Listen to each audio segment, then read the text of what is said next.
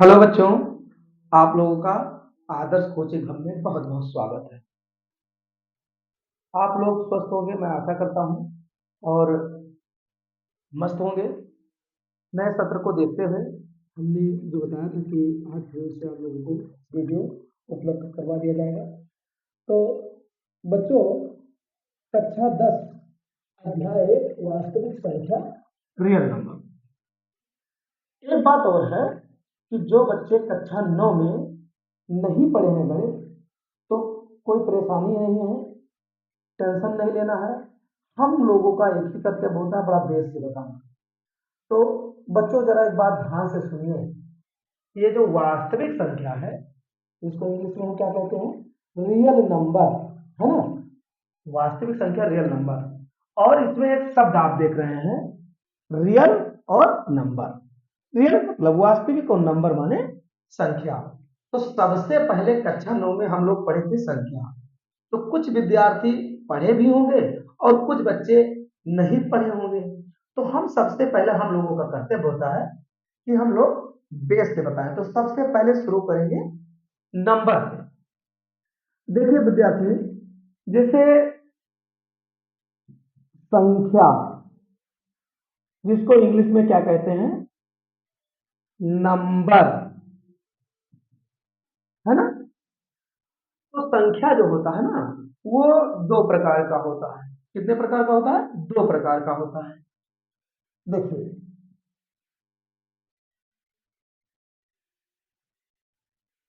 एक संख्या होती है वास्तविक संख्या। वास्तविक संख्या, जिसको इंग्लिश में कहते हैं रियल नंबर। और एक होता है बच्चों काल्पनिक संख्या। काल्पनिक संख्या, जिसे इंग्लिश में कहते हैं इमेजिनरी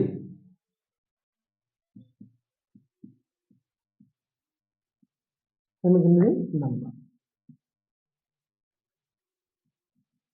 नंबर, ठीक है ना।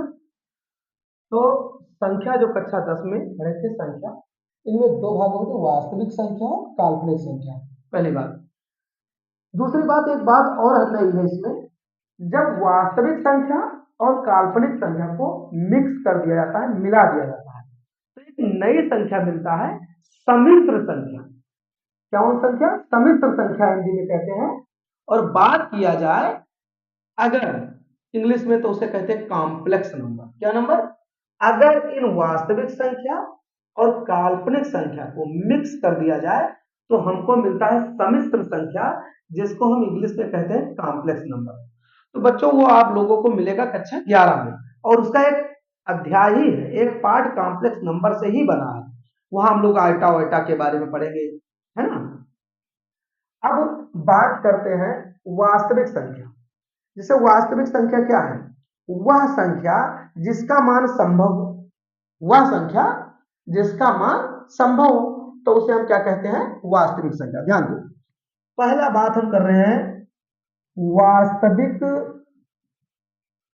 संख्या, रियल नंबर,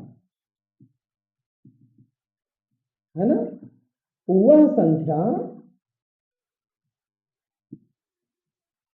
जिसका मान संभव हो। संभव हो, उसे वास्तविक संख्या कहते हैं, है ना। वास्तविक संख्या, वह संख्या जिसका मान संभव हो, उसे वास्तविक संख्या कहते हैं। अब वास्तविक संख्या दो प्रकार की होती है।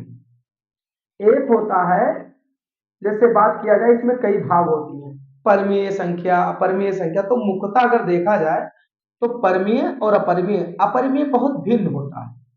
और जो बात होती है तो देखिए जरा, हम क्या है, वास्तविक संख्या, क्या है, वास्तविक संख्या के प्रकार, के प्रकार क्या लिखेंगे, टाइप, चलो टाइप ऑफ रियल नंबर,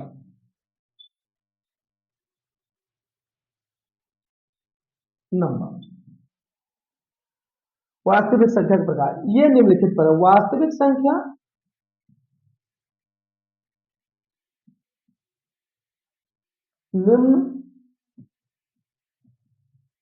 निम्नलिखित प्रकार की होती है। अब वास्तविक संख्या के प्रकार जैसे मैंने लिखवा दिया बच्चों कि निम्नलिखित प्रकार के होते हैं। अब इसमें कई ब्रांच है, जैसे हम प्राकृत संख्या कहते हैं, पूर्ण संख्या कहते हैं, पूर्णांक संख्या कहते हैं, परमीय संख्या कहते हैं, अपरमीय संख्या कहते हैं। तो ध्यान से सुनिए, प्राकृत संख्या, पूर्ण संख्या, पूर्णांक संख्या, परमीय संख्या और अपरमीय संख्या, जब ये सारे संख्या को मिला दिया जाता है तो बनती क्या है, वास्तविक संख्या बनती है। क्या बनती है, तो वास्तविक संख्या बनती है। अब देखो नंबर एक अगर बात किया जाए तो प्राकृत संख्या, प्राकृत संख्या, natural number, natural number, natural number जो मैंने बताया, प्राकृत संख्या वो एक से शुरुआत होती है, जैसे 1, 2, 3, 4 कंटिन्यू। दूसरा बच्चों होता है, प्राकृत के बाद होता है पूर्ण संख्या, पूर्ण संख्या जिसको हम कहते हैं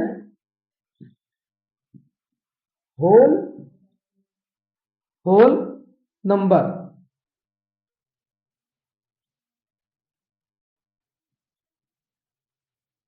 होल नंबर, पूर्ण संख्या। अब ये पूर्ण संख्या क्या होती है, जैसे मैंने किसी बच्चे को कहा कि उस टोकरी में जाओ गिनकर आओ कितने फल हैं, तो बच्चा वहां काउंट करेगा 1 2 3 4 5।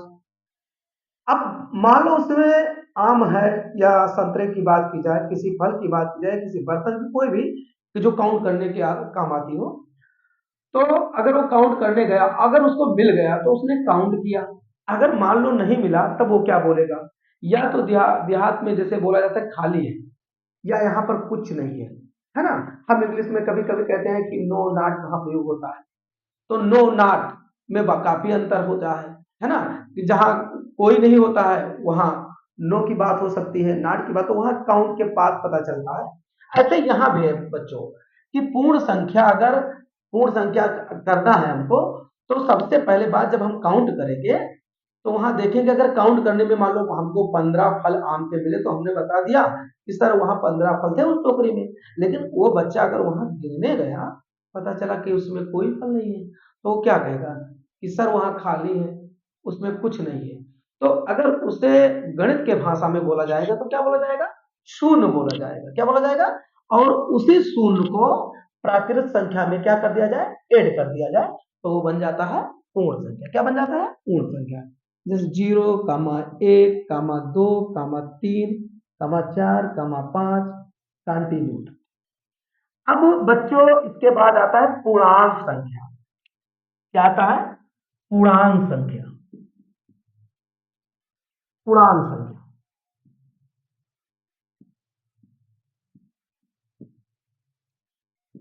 जो पूर्णांक संख्या होता है, पूर्णांक संख्या का अगर अर्थ, शाब्दिक अर्थ निकाला जाए तो पूर्णांक का मतलब होता है पूरा पूरा अंक। अब वो प्लस में भी हो सकता है, माइनस में भी हो सकता है, शून्य भी हो सकता है। क्यों, क्योंकि शून्य तो ना दशमलव में होता है ना बटा में होता है, तो एक पूर्ण ही पूर्णांक ही माना जाता है। तो जिसको हम कहते हैं इंटीजर नंबर, क्या कहते हैं? इंटीजर, इंटीजर नंबर, इंटीजर,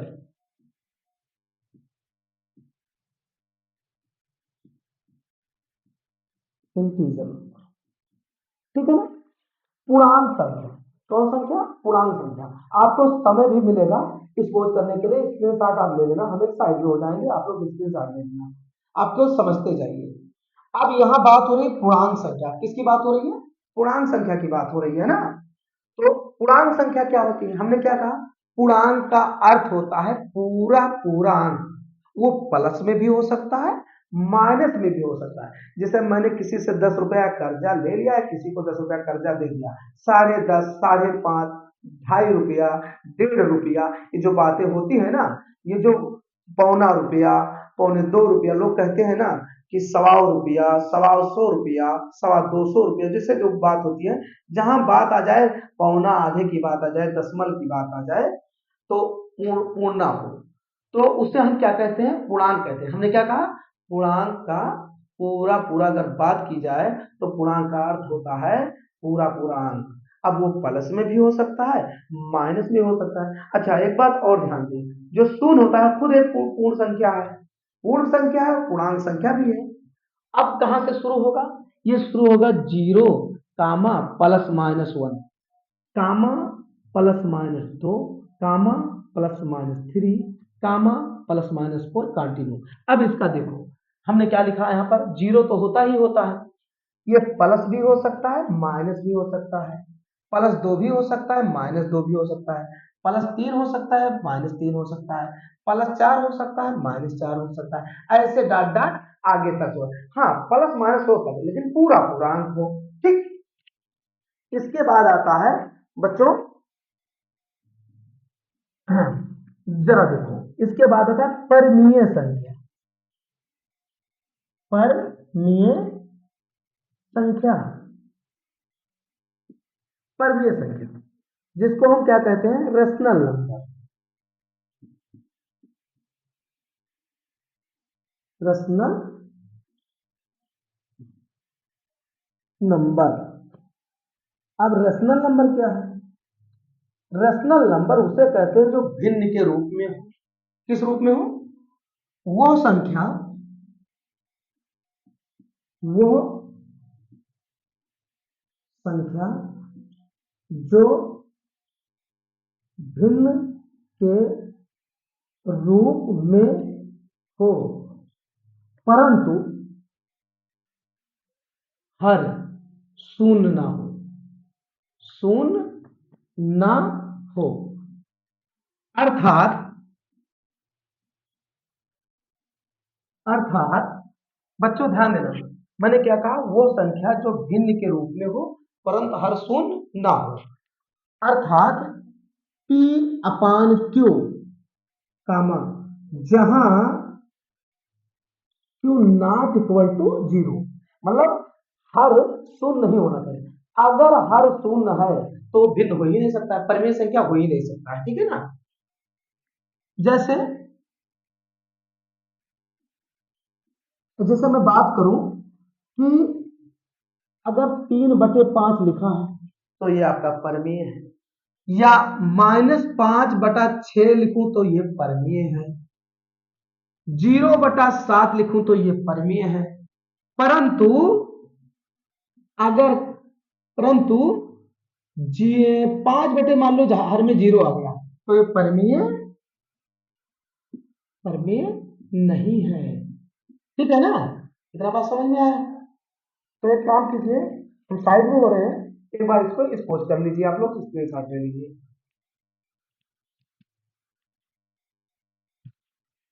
हो गया बच्चों? तो अब इसे हम फिनिश करें, ध्यान देते हैं।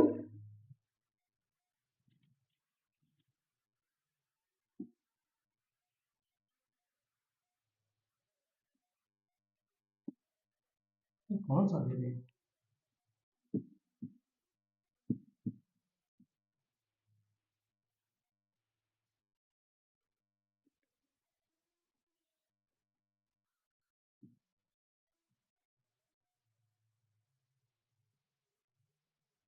अब बच्चों थोड़ा एक बार हम रिवाइज करना चाहेंगे। जैसे मैंने प्राकृत संख्या का नाम लिया था, आपने स्क्रीनशॉट ले लिया। प्राकृत संख्या जिसको कहते हैं नेचुरल नंबर, है ना, नेचुरल नंबर। और जो होता है 1, 2, 3, 4, 5 डाटा, ठीक है ना। उसके बाद में एक और ध्यान दीजिए, उसके बाद प्राकृत संख्या, उसके बाद पूर्ण संख्या आता है। कौन संख्या आता है? पूर्ण संख्या।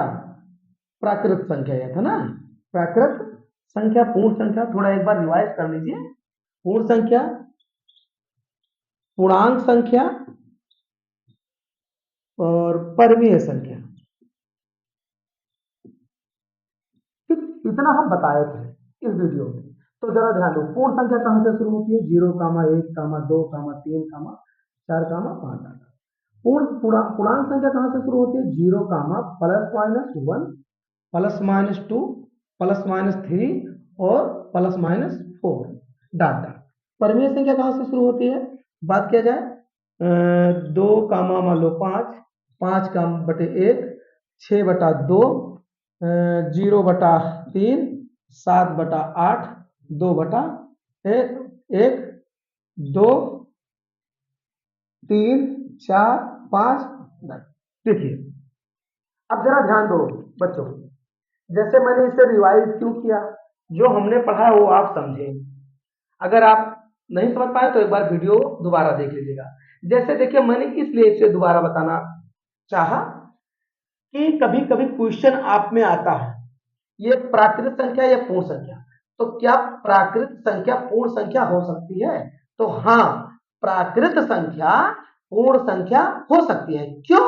क्योंकि प्राकृत की जितनी संख्याएं है ना, पूर्ण संख्या में ढूंढोगे मिल जाएगा। जैसे 1, 2, 3, 4, यहाँ 1 से शुरू हुआ है ना, तो 1 ढूंढोगे इसमें मिलेगा, 2 मिलेगा, 3 मिलेगा। तो जितनी प्राकृतिक संख्या होगी वो पूर्ण संख्या में मिल जाएगी। लेकिन अगर यही क्वेश्चन घुमा दिया जाए, ये कहा जाए क्या पूर्ण संख्या प्राकृतिक हो सकती है? तो कभी नहीं हो सकती। क्यों? क्योंकि जब पूर्ण संख्या प्राकृतिक में ढूंढोगे तो सब तो मिलेगा, क्या नहीं मिलेगा? जीरो तो कहां हो सकती है, सब मिलना चाहिए ना।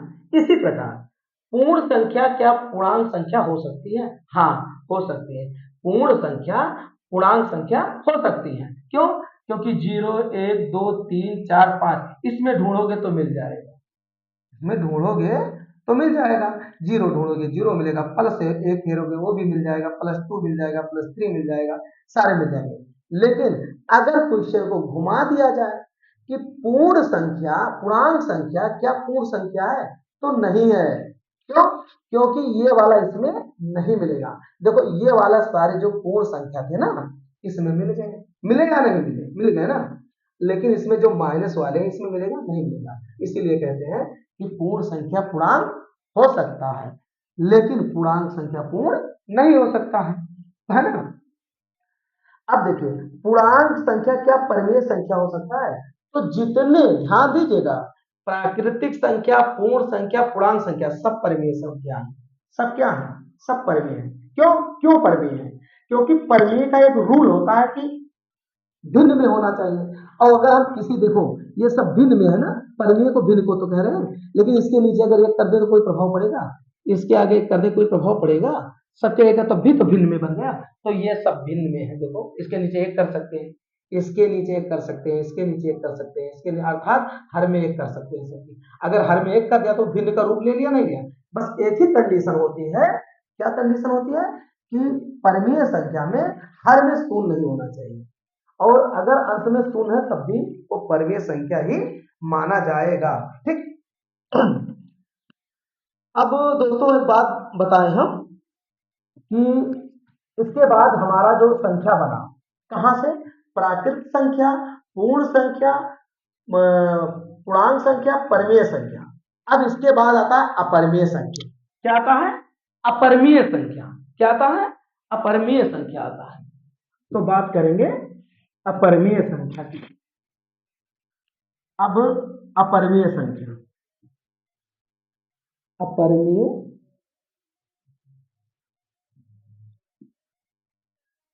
संख्या।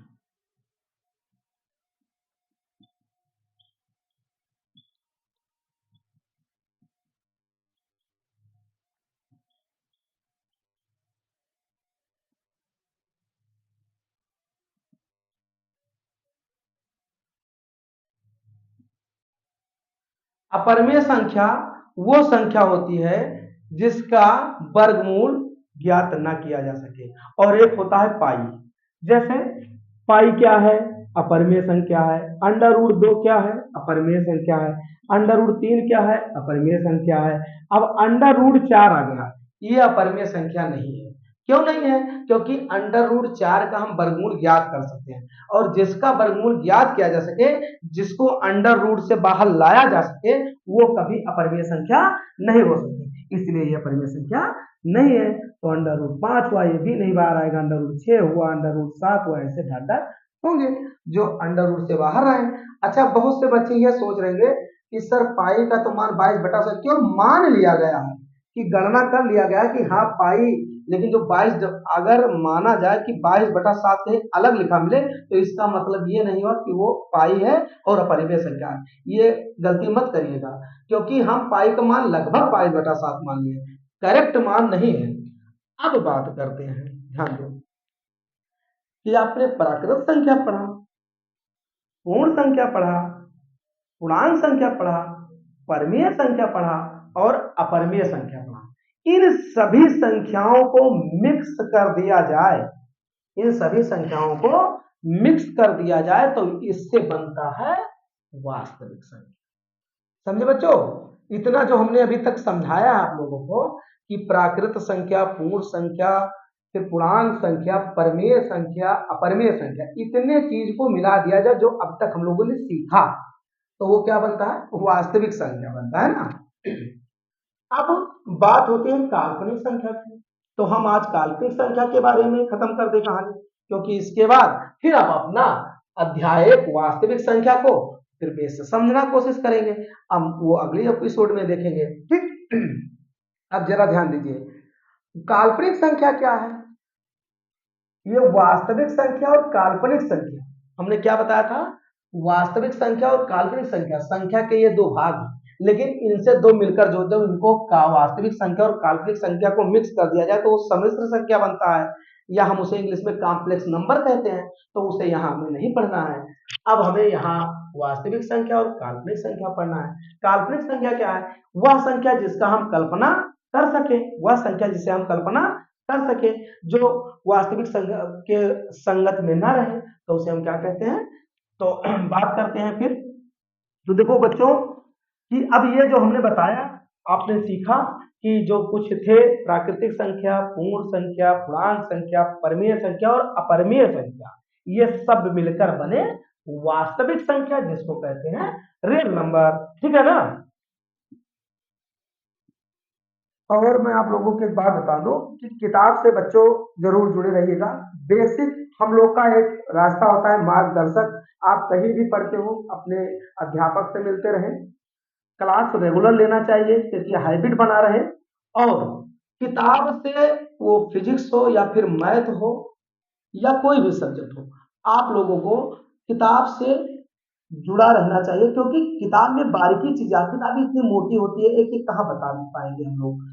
तो ये जरूरी है कि अगर भविष्य में आप आईआईटी, नीट, जेई या जो भी कंपटीशन के लेवल तैयार करते हैं, तो उसके लिए आपके लिए बहुत फायदा रहेगा। हम लोग बेसिक बता रहे हैं और एक एक क्वेश्चन बताएंगे मनोहर रेखा जो होता है, लेकिन हम उस लेवल पढ़ाने की कोशिश है कि 9-10 में ही इतना बेस से बताना चाहेंगे कि आप जब 11 या 12 में पहुंचो तो ये आपको सोचना ना पड़े कि ये तो मैंने नाम ही नहीं सुना था। कुछ बच्चे आते हैं, वो जान ही नहीं पाते हैं कि ये क्या है क्या नहीं, जब 11 में पहुंचते हैं तो उनको बड़ा हाई स्कूल तो आप पास हो जाएंगे। और मेरा आशीर्वाद है आप लोगों के साथ कि आप लोग स्वस्थ रहें, मस्त रहें, मेहनत करें और अच्छे नंबर से प्राप्त करें, है ना? तो किताब से मैं बार बार कहूंगा, किताब से जरूर जुड़िएगा, क्योंकि किताब से जुड़ने से बहुत फायदा मिलता है। आपको किताबी कीड़ा बनना चाहिए, है ना? अगर दीवानगी हो तो किताब से हो तो बेहतर होगा। अब काल्पनिक संख्या है, काल्पनिक संख्या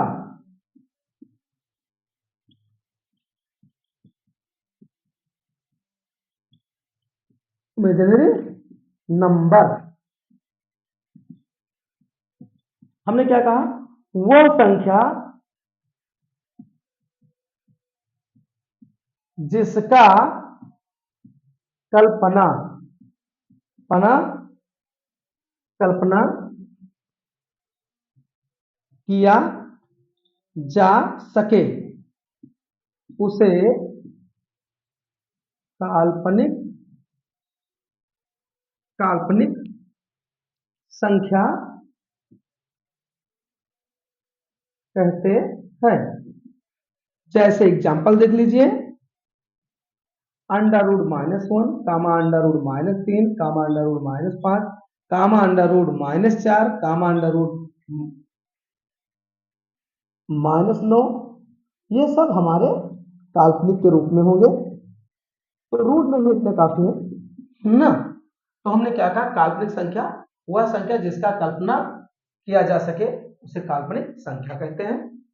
तो बच्चों एक बात मैं फिर कहूंगा कि ये हमारा बेसिक था, नॉलेज था। हमने ये भी कहा था आप लोगों से कि जो बच्चे कक्षाओं में 9 में नहीं पढ़े, कोई परेशानी होने की कोई आवश्यकता ही नहीं है। क्यों? क्योंकि जो भी हम टॉपिक बताएंगे, जो भी टॉपिक शुरू करेंगे, हम ये सोचकर शुरू करेंगे कि आप शून्य से जानना चाहते हैं या कुछ जानते ही नहीं है। इसलिए हम जो भी टॉपिक शुरू करेंगे अपने लैंग्वेज में, अपने भाषा में, अगर आवश्यकता पड़ी तो हम देहाती के तरह भी बताएंगे, है ना। आप लोग अगर कोई दिक्कत होगी तो वीडियो के कमेंट के माध्यम में बता देना, हम वो भी करेंगे।